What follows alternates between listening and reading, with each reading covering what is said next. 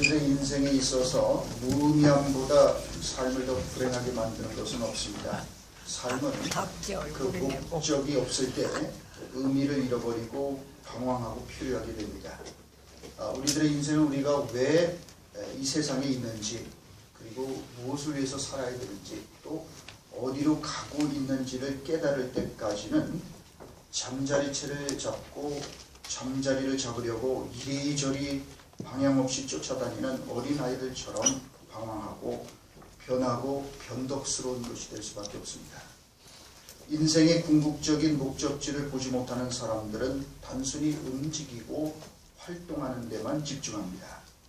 그들은 인생의 바다 위를 항해하지만 인생 항해를 마치고 돌아가 정박해야 되는 소망의 항구를 알지 못합니다. 그들은 붓을 들고 그림을 그리지만은 완성하지 못합니다. 왜냐하면 목적을 모르기 때문입니다. 목표물이 분명하고 또 확고하게 고정되어 있어야만 우리는 비로소 그 목표물을 알고 활을 쏠 수 있는 힘을 얻을 수 있습니다. 집중할 수 있고 그리고 헌신할 수 있습니다. 우리들의 단 한 번밖에 없는 인생의 시간과 에너지를 그 목표물에 투자할 수가 있는 거예요. 생의 목표, 목적이 분명하지 않으면 살기는 살지만 그래서 방황하다가 끝날 수밖에 없는 겁니다. 그런 까닭에 주님은 어두운 밤길을 헤치고 찾아왔던 니고데모에게 인생의 궁극적인 목적에 대하여 말씀을 던지셨습니다. 사실 니고데모는 우리가 잘 알듯이 우리 현대인들이 손에 넣고자 갈망하는 모든 좋은 가치들을 한 몸에 가지고 있었던 사람이었습니다. 하지만 주님께서는 그 캄캄한 밤에 야음을 틈타서 예수님을 찾아온 이 니고데모에게 거두절미하시고 한마디로 너는 거듭나야 한다 라고 말씀하셨습니다. 그는 부유함과 명예와 권력과 학식으로 완전 무장하고 있었던 사람이었습니다. 하지만 주님께서는 그를 망망한 인생의 바다 위에서 방황하고 표류하고 있었던 불쌍한 영혼으로 보셨습니다. 아버지 집을 잃어버리고 이리저리 방황하고 있는 불쌍한 탕자로 보셨습니다. 이것이 우리 현대인들의 비극일 수 있다고 지금 말씀합니다. 현대인들은 경제적인 안정, 과거에 비해서 정말 비교할 수 없을 정도의 풍요로움과 건강과 명예와 미모와 학식 등등의 이런 가치에 매달려서 정작 자신이 어디로 가고 있는지를 보지 못하고 방황합니다.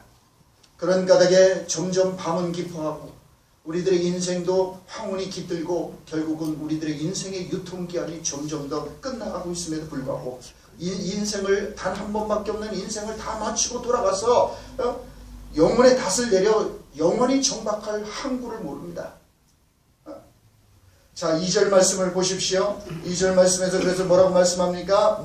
그가 밤에 예수께 와서 이르되 랍비여 우리가 당신은 하나님께로부터 오신 선생인 줄 아나이다. 하나님이 함께 하시지 아니하시면 당신이 행하시는 이 표적을 아무도 할 수 없음이니이다.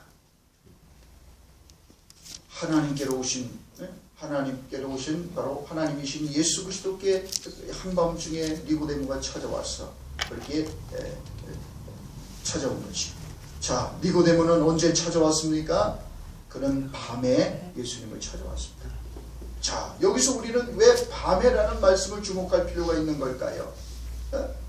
세상의 모든 좋은 것을 한 몸에 갖춘 그는 겉으로 볼 때는 화려하고 눈부시고 빛나고 그럴듯해 보일지 몰라도 실상은 밤에 속한 사람이라고 성경은 말씀하는 거예요.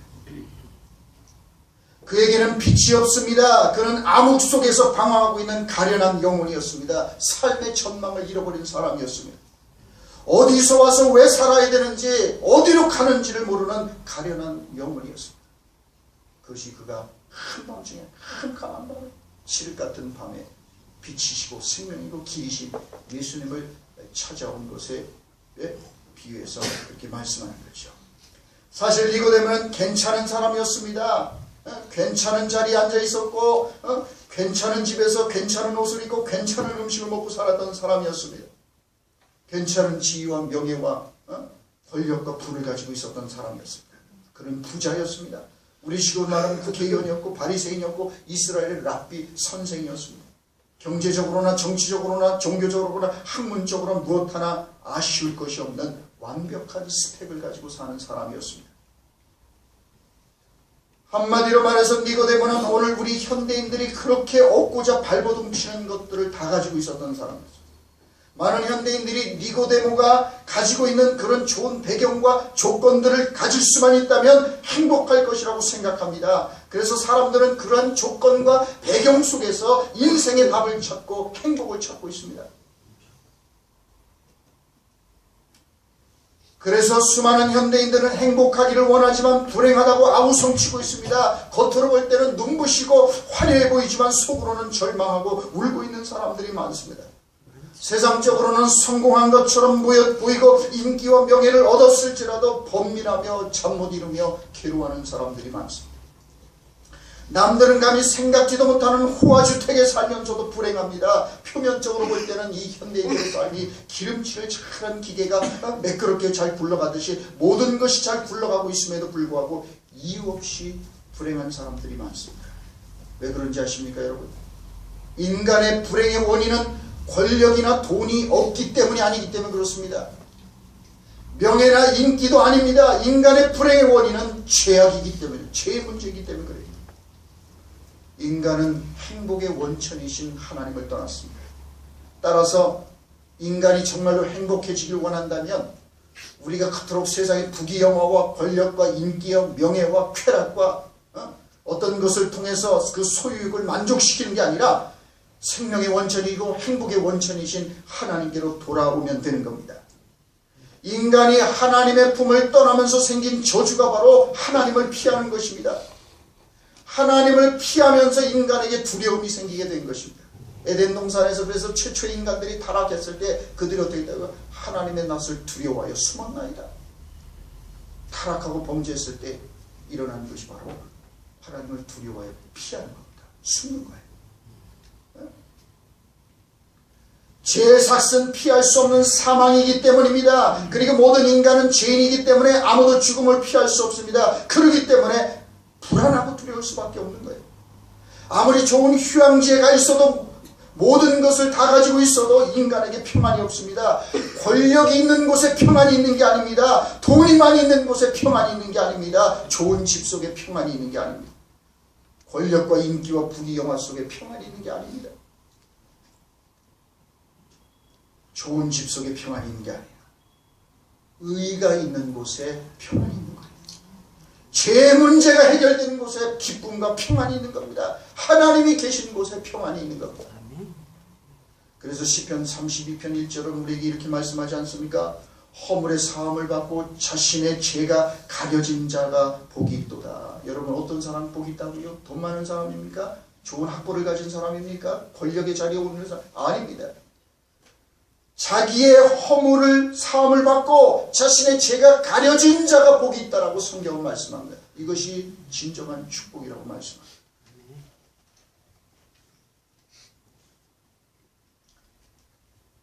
하지만 우리는 어리석어서 자꾸만 복에 대한 오해를 합니다. 그래서 하나님께서 나를 사랑하신다면 돈벼락을 맞게 해주신다든지 대박이 나게 해주셔야 복이라고 생각합니다. 또는 질병을 치료해 주시고 건강을 주셔야 복이라고 생각합니다. 명예와 권력을 얻게 해줘야 되고 하는 일마다 형통해야만 복을 받았다고 생각합니다. 하지만 이런 것들은 다 유통기한이 짧은 시시한 것들입니다. 그건 부스러기 지나지 않습니다. 가장 중요한 것은 우리의 허물을 사하여 주는 겁니다. 우리의 죄악을 가려주고 용서해 주는 것입니다. 왜냐하면 이 복은 아무리 많은 돈을 주고도 살 수가 없는 축복이기 때문입니다. 이 세상 그 누가 내 죄를 사하여 줄 수 있겠습니까? 어떤 돈으로 우리가 용서를 돈 주고 살 수 있겠습니까? 오직 십자가에서 우리를 대신해서 죽으셨다가 다시 사신 예수 그리스도만이 우리에게 죄사함의 은총을 주실 수 있고 우리에게 의로움을 주실 수 있기 때문에 그렇습니다. 그건 돈 주고 살 수 있는 게 아닙니다. 세상에 그 어떤 것으로도 얻을 수 없는 오직 예수님만이 우리에게 주실 수 있는 은총인 것입니다. 평안은 그래서 오직 주님께 있는 것입니다. 돈이나 명예나 인기나 권력이나 학위 속에 있는 게 아니라 주님 안에 있는 것입니다. 그래서 하나님께 돌아갈 때 평안이 생겨나는 겁니다. 죄사함의 은총을 입을 때 인간은 평안해지는 겁니다. 그래서 하나님 없는 인생은 점점 가면 갈수록 두려움으로 가득 차 있게 마련입니다. 그래서 인간은 불행한 겁니다. 많이 가졌어도 헛헛하고 허무하고 공허하고 불행합니다. 높은 권력의 자리에 있어도 행복하지 않습니다. 죄 문제가 해결되지 않는 한 아무리 잘 먹고 좋은 집에서 좋은 차를 타고 살아도 참 기쁨이 없어요. 오직 진정한 기쁨은 하나님께로 돌아갈 때 생겨나는 것입니다. 그럼 생각해 보십시오. 만일 사람들로 붐비는 백화점에 어머니의 손을 잡고 쇼핑을 갔던 아이가 엄마를 잃어버렸다면 그 수많은 사람들이 밀치고 밀리는 그래갖고 엄마를 잃어버려갖고 이 아이가 말이죠. 그래갖고 정말 그냥 엉엉 울고 난리가 났습니다. 여러분 그 아이에게 아무리 맛있는 과자를 손에 쥐어도 계속 울 겁니다. 제일 좋은 옷을 입혀주어도 땅바닥에 주저앉아 울 겁니다. 온갖 좋은 장난감을 가지고 이거 갖고 놀아라 니네 엄마 찾으러 올 거라고 얘기를 해도 아마 그 아이는 다 팽개치고 그 좋은 장난감도 다 팽개치고 울 겁니다. 어떤 것을 주어도 그 아이는 만족하지 않을 겁니다. 자기 엄마보다 더 예쁘고 착한 아줌마가 달려들어서 달래도 듣지 않을 겁니다. 그런데 저 멀리서 엄마가 그 아이의 이름을 부르면서 황급히 달려오는 것을 보는 순간 그 아이는 울음을 그치고 그 엄마의 품에 안기는 순간 아마 눈물을 그칠 것입니다. 그렇습니다. 엄마를 잃어버린 아이는 이 세상 모든 것을 주어도 만족할 수 없습니다. 울 수밖에 없습니다. 아무것도 눈에 보이지 않고 귀에 들어오지도 않을 겁니다. 이와 마찬가지로 하나님을 잃어버린 인생들은 만족할 수 없습니다. 이 세상에 어떤 것을 손에 넣어도 행복해지지 않을 겁니다. 하나님은 인간이 이러한 것들로 만족할 수 없도록 지으셨기 때문입니다. 인간은 하나님 이하의 것으로는 절대로 만족을 얻거나 행복해지거나 평안을 얻을 수 없도록 하나님께서 우리를 지으셨습니다. 그래서 인간은 오직 하나님께로 돌아갈 때만 자유할 수 있고 기쁠 수 있고 그리고 평안을 회복할 수가 있어요. 여러분 아무리 많이 가져보세요. 우리가 이만큼 살아오면서 경험하지 않았습니까? 그렇게 원하는 거 집 없던 사람이 그저 알뜰 저축해갖고 집만 가지면 집 없을 때는 이사 다니 집 없는 소름이 만만치 않기 때문에 내 집만 가지면 정말 더 원할 게 없다고 생각했는데 여러분 그래서 집 사봐서 새 집에 들어가서 사는데 그 기쁨이 얼마나 가던가요? 그렇습니다 여러분. 결코 우리는 이 세상이 주는 어떤 것으로 우리가 만족할 수 있도록 지음을 받지 않았어요. 하나님 이하의 것 가지고는 결코 우리는 만족할 수 없도록 하나님께서 우리를 지으셨습니다. 그래서 거듭날 때 비로소 우리는 참된 평화와 행복과 기쁨을 누리게 되는 거예요. 당신이 자꾸 불안하고 두려운 이유는 돈이 모자라기 때문이 아닙니다. 사회적 지위가 없기 때문이 아닙니다. 하나님 없이 살고 있기 때문에. 현대인들이 행복을 찾고 있는 돈, 명예, 권력, 성공, 인기 등등 이 모든 것은 공통적으로 치명적인 결정을 가지고 있습니다. 곧 우리 자신은 그대로라는 겁니다. 우리가 스스로 무엇이 행복을 가져다 줄지 판단하고 그것을 획득할 때 오직 우리 자신은 그대로 남아 있습니다. 그렇습니다. 우리가 아무리 이 세상에서 눈부신 성공을 하고 부귀영화를 얻었다 할지라도 그저 우리는 부귀영화를 얻은 그리고 성공을 한 죽을 수밖에 없는 죄인에 지나지 않는 거예요. 우리가 죄인이라는 사실이 달라지지 않아요. 우리가 성공했다고 우리가 부귀영화를 얻었다고 우리가 권력과 인기와 명예를 얻었다고 해서 죄인이라는 사실이 달라지지 않습니다. 우리가 기가 막히게 호화주택에 들어가 산다고 좋은 옷을 입고 아주 그냥 명품 브랜드를 치장을 아니 명품 브랜드에 쌓여진 그 껍데기 포장지에 쌓여진 속에서는 죽을 수밖에 없는 그래서 시시각각 죽음의 추격을 받는 가련하고 불쌍한 존재에 지나자. 이게 우리의 현실이야. 아무리 권력을 가졌을지라도 권력을 가진 하나님의 진노 아래 있는 죄인일 뿐입니다. 우리는 이 세상의 모든 것을 가졌을지라도 구원받아야 할 죄인에 지나지 않습니다. 우리가 알든 모르든 우리 자신은 바로 그래서 우리가 탈피하려고 하는 것 게다가 반드시 탈피해야만 되는 바로 그 죄인이라는 사실.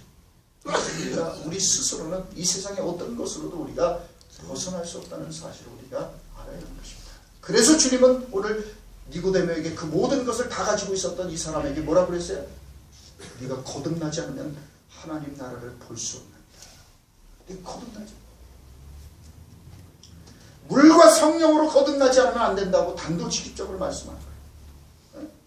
경제력과 정치적인 권력과 종교적인 배경과 학위와 학벌을 가지면 자동적으로 행복한 사람이 될 줄로 생각하는데, 여러분, 그럼에도 불구하고 그것을 가진 니고데모는 행복해지지 않았습니다.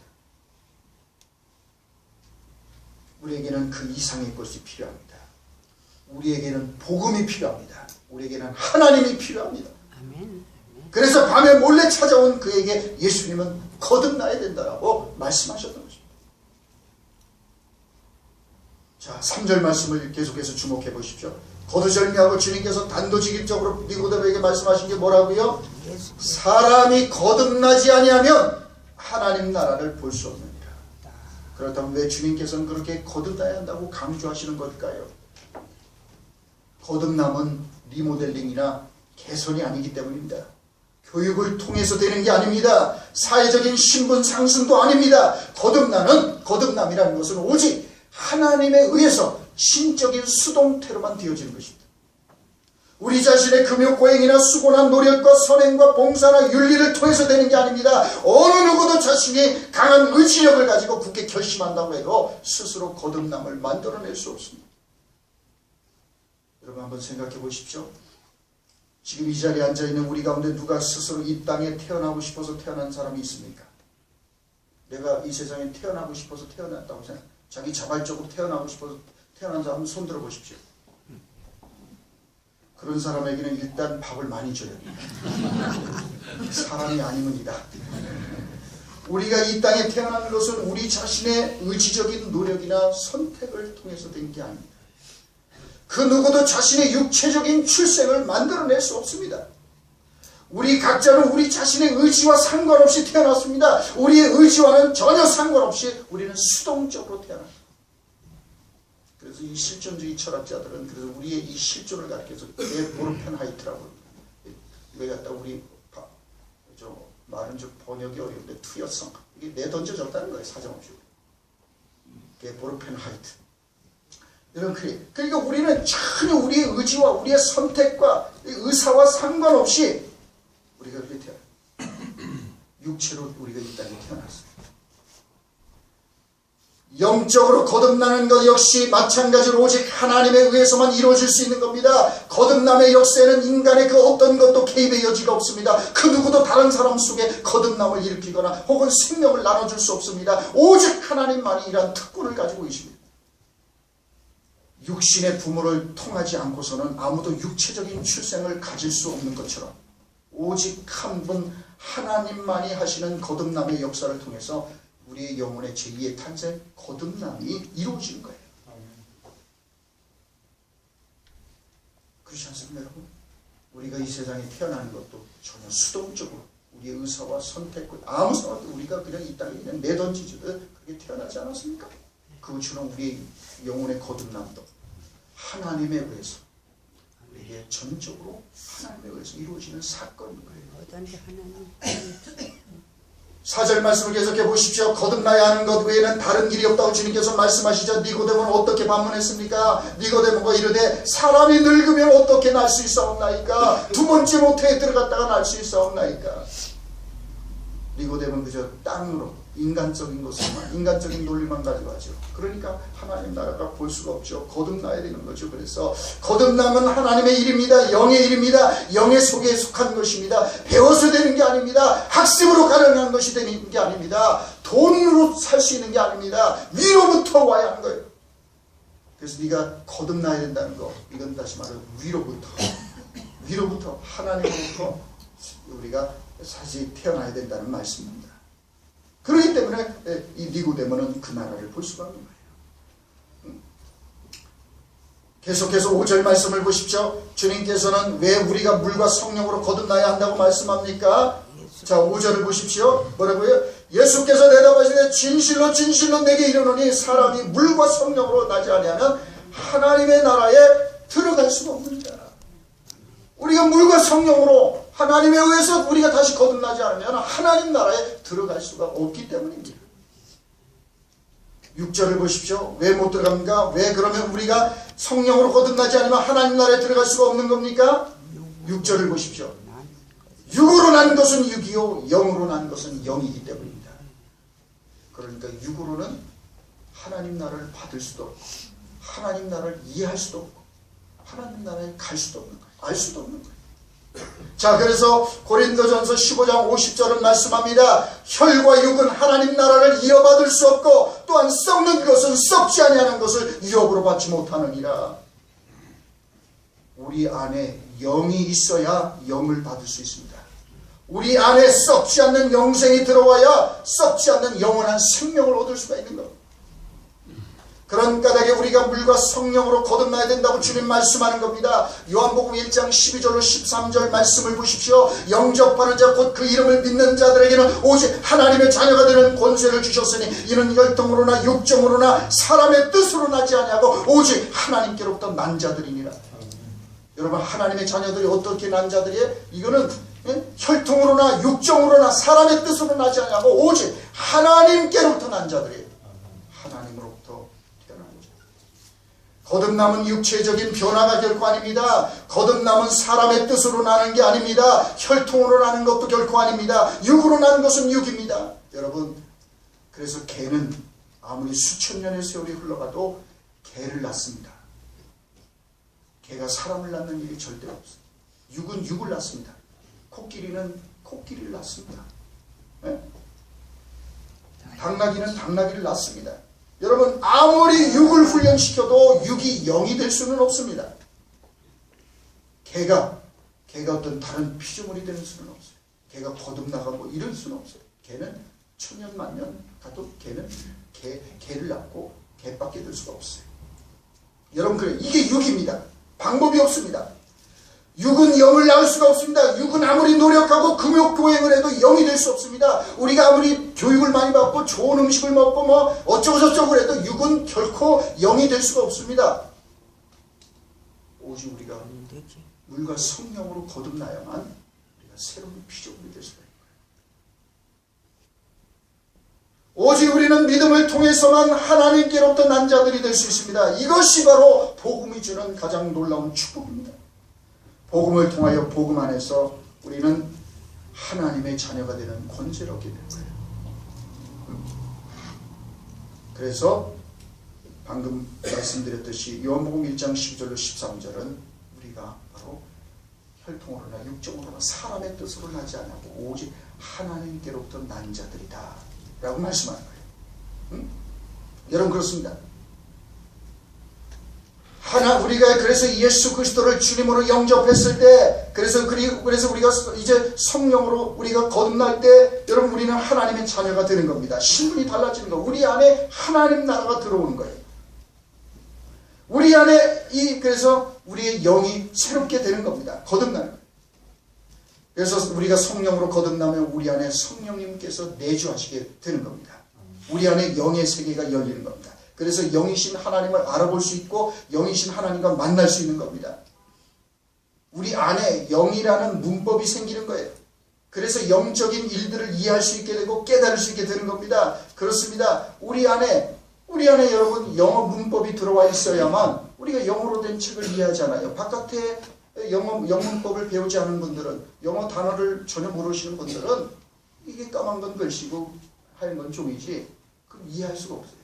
왜? 그분 안에 영문법이 없으니까, 영어 단어 어휘가 없으니까 그 봐도 아무 이해 안 해요. 제가 이제 바울 순교지 하늘에 로마에 가서 바울 사도가 순교한 자리를, 이게 도대체 이탈리아를 모르냐. 독일 가면 제가 독일 말을 조금 아니까 그냥 할머니들하고 통화가 되는데 이탈리아는 도대체 뭔 소리인지 하나도 모르죠. 그러니까 이게 바보같이 되는 거예요. 그냥 이제 다른 사람의 도움을 빌려갖고 설명을 들어야 되고 아주 갑갑한 거죠. 그러니까 가면 아무것도 간판도 뭔지 모르고 약간 영어하고 비슷한 거는 좀 이게 알아보고 대충 짐작해서 뭐견을 알겠지만은, 그러나 이게 이탈리아를 들어봤어야지. 그렇습니다, 여러분. 우리 안에 영문법이 들어와 있어야만 바깥에 있는 게 이해가 돼요. 우리 안에 영의 안테나가 생겨야만 하나님 나라의 일을, 영의 일을 우리가 그 안테나가 우리 안에 있어야만 그걸 이해할 수 있고 수입 받아들일 수가 있는 거예요. 그래서 예수님께서 니고데모에게 물과 성령으로도 거듭나지 않으면 하나님 나라 들어갈 수도 없고 알 수도 없고 볼 수도 없느니라 라고 말씀하는 거예요. 그렇습니다. 성령으로 거듭나 하나님의 영이 우리 안에 들어오면 우리는 새로운 피조물이 되는 겁니다. 우리 안에 영적인 문법이 생기는 겁니다. 그래서 우리는 그 문법을 통하여서 하나님의 나라 일을, 하나님의 말씀을 이해할 수 있게 됩니다. 자, 거듭 말씀드리지만 우리가 기억해야 될 것은 하나님께서 지으신 피조물들 가운데 인간만이 유일한 놀라운 존재로 전환될 수 있다는 사실입니다. 우리는 자연의 세계를 통하여서 자연의 서열을 따라 올라가면 올라갈수록 점점 적응력이 커진다는 것을 우리는 잘 알 수 있습니다. H2O, 즉 물은 얼음과 또 뭡니까? 물과 액체, 수증기의 세 가지 형태를 취할 수 있어요. 얼으면은 고체가 되고 또 이게 녹으면은 물이 액체 상태가 되고 불에 끓이면은 수증기가 돼서 증발을 한다. 그러니까 물은 이 세 가지 형태로 적응을 할 수가 있어요. 식물은 계절과 장소적 조건에만 적응할 수가 있어요. 식물은 뿌리를 내리고 그 장소, 그 식물이 자라 섭생할 수 있는 그 환경 속에서만 식물은, 그게 열대식물은 열대지역, 거길 따라면 죽는 거고, 온대식물은 온대지역, 추운 툰드라에 사는 거기서 그 추운 데 사는 그는 거기서 생존할 수 있단 말이에요. 그 환경을 벗어나면 식물은 죽어요. 그러니까 이 식물은 이처럼 그 장소와 계절에만 적응할 수 있어요. 자, 그런데 동물에게는 식물과는 달리 뭡니까? 이 계절과 장소적 조건에 덧붙여서 장소 이동의 능력이 짐승들에게는 이게 추가되죠. 그래서 이제 이 동물은 이제 막 돌아다닐 수가 있고 이동할 수가 있는 거예요. 자, 인간은 변화에 있어서 가장 큰 적응력을 가지고 있습니다.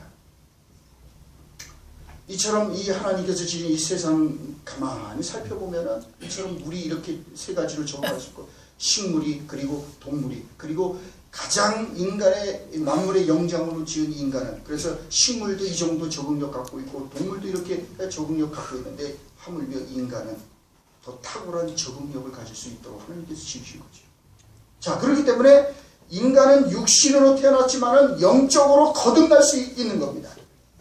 피조물에 불과한 존재가 하나님의 영원한 자녀가 될 수 있는 겁니다. 인간만이 자기가 아닌 어떤 것이 될 수 있습니다. 이러한 전환은 자연계 내에서의 발전이 아니라 초자연계로의 출생을, 즉 거듭남을 의미하는 것입니다. 그래서 예수님께서는 오늘 3절에서 사람이 거듭나지 아니하면 하나님의 나라를 볼 수 없느니라고 말씀합니다. 사람은 거듭날 수 있는 거예요.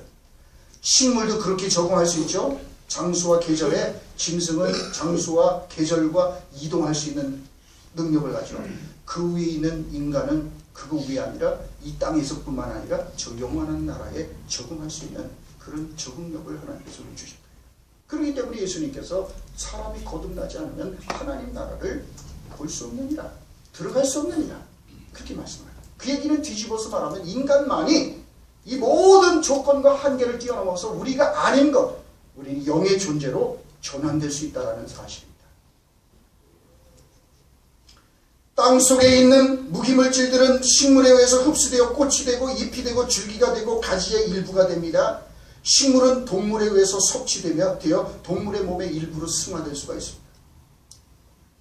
동물은 다시 인간에게 섭취될 수가 있어요. 이 먹이 사슬을 따라가면은 하위 것이 그 상위의 먹이에 따라서, 그죠? 먹이 사슬을 따라서 식물은 또 뭡니까? 초식동물은 뭡니까? 맹수들.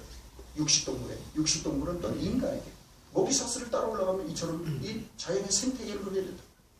그러면 그것처럼 하나님께서 이 모든 것에 하나님께서 가장 위에 지으신 인간은 그 위에 있는 식물이 짐승, 초식동물에게 그리고 초식동물이 맹수들에게 그리고 맹수가 인간에게 하는 것처럼 인간은 그래서 뭡니까? 그 위에 있는 인간 위에 있는 우리를 주신 창조주 하나님의 그 수준으로 우리가 올라갈 수 있다는 얘기입니다. 그 당연한 거 아니겠어요? 여러분 그렇습니다. 하나님의 형상을 따라 지음을 받은 인간은 더 높은 권능이자 영원하신 하나님께로 우리가 동화될 수가 있는 거예요. 그렇기 때문에 물과 성령으로 거듭나야 된다.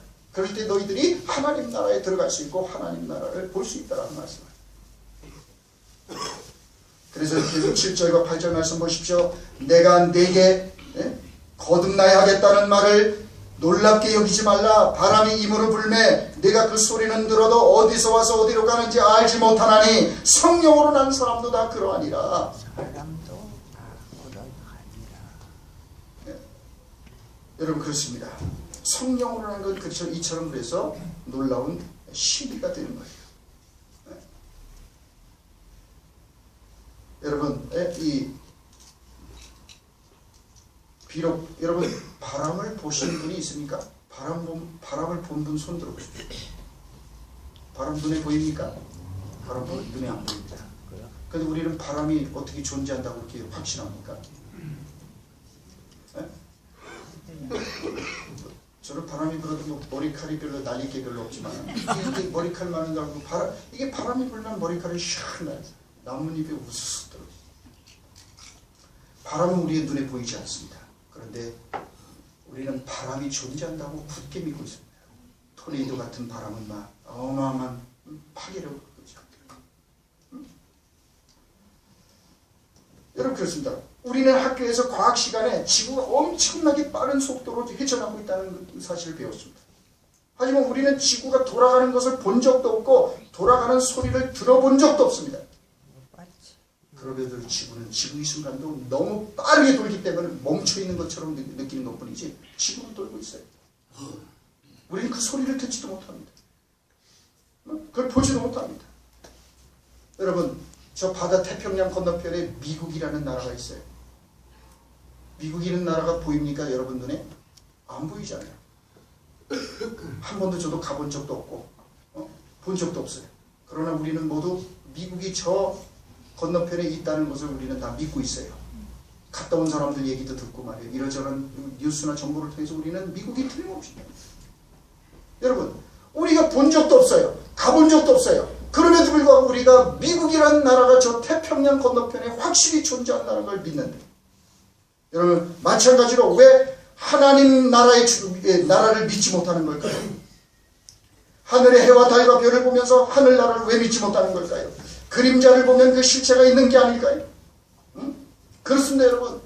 눈에 보이지 않는다고 해서 없는 게 절대로 아닙니다. 바람이 눈에 보이지 않는다고 없다고 할 수 있습니까? 미국이 눈에 보이지 않는다고 해서 없다고 하겠습니까? 눈에 보이지 않지만 틀림없이 있습니다. 마찬가지로 하나님이 당장 눈에 보이지 않는다고 해서 존재하시지 않는 게 아닙니다. 하나님은 틀림없이 살아계십니다. 하나님은 만질 수 없습니다. 눈에 보이지 않습니다. 정말 중요한 건 다 눈에 보이지 않습니다. 사랑도 우정도 기쁨도 공기도 소리도 보이지 않습니다.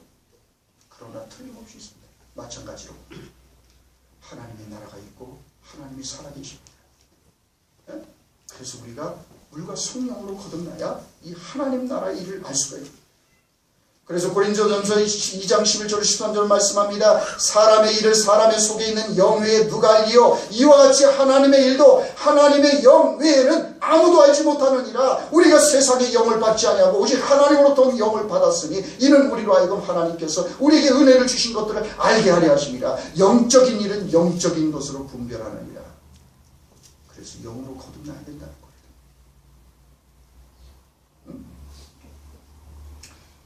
비로소 우리가 그래서 성령으로 거듭날 때 비로소 이해가 되는 거예요. 하늘의 일을 알 수가 있게 되는 거예요. 하나님은 육이 아닙니다. 그렇기 때문에 우리가 눈으로 보고 만지고 뭐 이런 걸로 통해서 우리가 하나님 알 수가 없는 거예요. 우리가 영으로 거듭날 때 영은 영으로 분별할 수가 있는 거예요. 육은 영을 받을 수 없어요.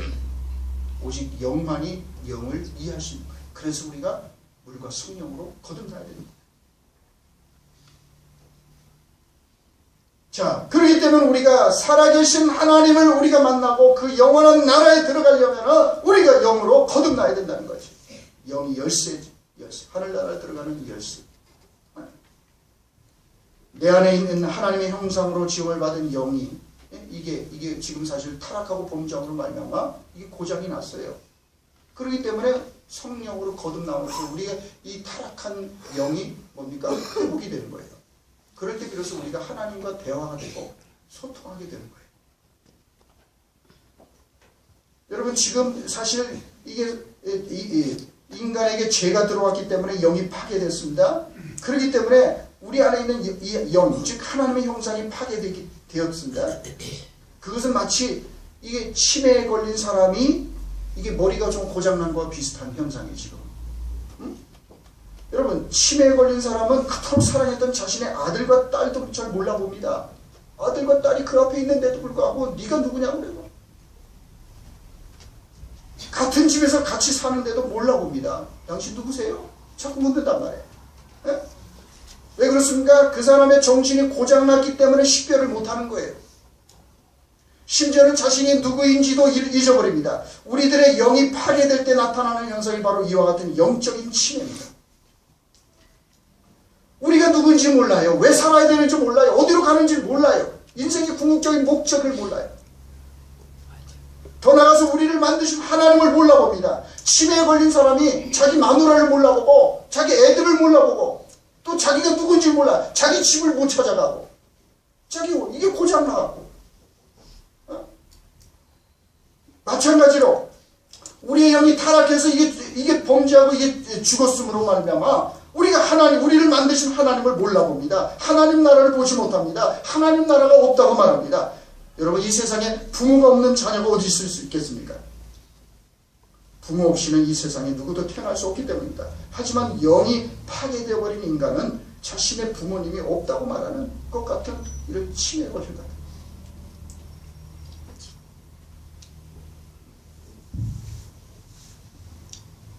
하나님을 믿지 않는 사람들은 자신들이 부모님 없이 스스로 태어났다고 말하는 것 똑같은 거죠.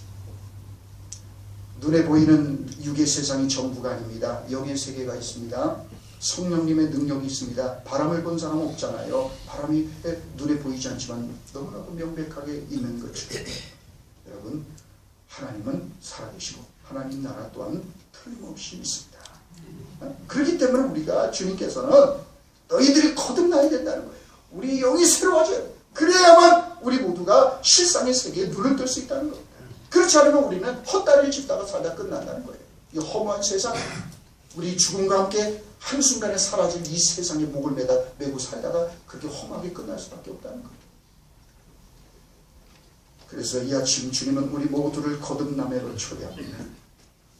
우리가 거듭날 때 우리 영이 성령으로 거듭날 때 비로소 인생의 방향이 생기고 목적이 생기고 의미가 생기고, 그러면 여러분 우리 모두도 거듭나야 되겠지만, 그래서 우리가 이 세상에 사는 동안 다른 누군가에게 줄 수 있는 가장 큰 축복이 있다면 이 거듭남의 복음을 선물하는 거예요. 예수를 알지 못하는 영혼들, 그들에게 이 예수 그리스도의 십자가의 복음을 전해주는 것, 이것보다 우리가 다른 그 누군가를 축복할 수 있는 것은 없어요. 인간이 이 세상에서 받을 수 있는 가장 큰 축복이 있다면 그거는 바로 예수 그리스도를 아는 거예요. 예수 그리스도의 복음입니다. 오늘 니고데모에게 하셨던 것처럼 네가 성령으로 거듭나, 사람이 거듭나지 않으면 하나님 나라를 알 수 없느니라, 볼 수 없느니라, 들어갈 수 없느니라 말씀한 거죠.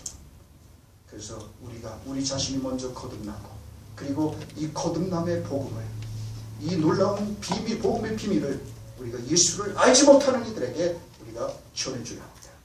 그래서 그들이 거듭나서 실상의 세계에 눈을 떠서 한 번밖에 없는 이 험한 세상, 어느 사람이 이 세상에 목을 메고 살다가 끝나는 험한 인생이 아니라 저 영원한 나라에 소망을 두고 우리 이 인생의 항해를 마치고 저 영광의 나라에 함께 들어가는 그런 길로 우리가 인도해 줘야 되는 것입니다. 그러면 우리 모두 우리가 이 거듭남의 은총을 누리며, 그리고 이 놀라운 복음을 예수를 알지 못하는 우리 부모, 형제, 친지, 주변에 있는 이들 사람들처럼 전해줄 수 있길 바랍니다. 그리고 오늘 처음으로 예배당에 오신 분이 있다면 이 좋으신 예수 그리스도를 영접하고 만나서 거듭남의 축복을 받으시길 주의 이름으로 축원합니다. 고맙습니다.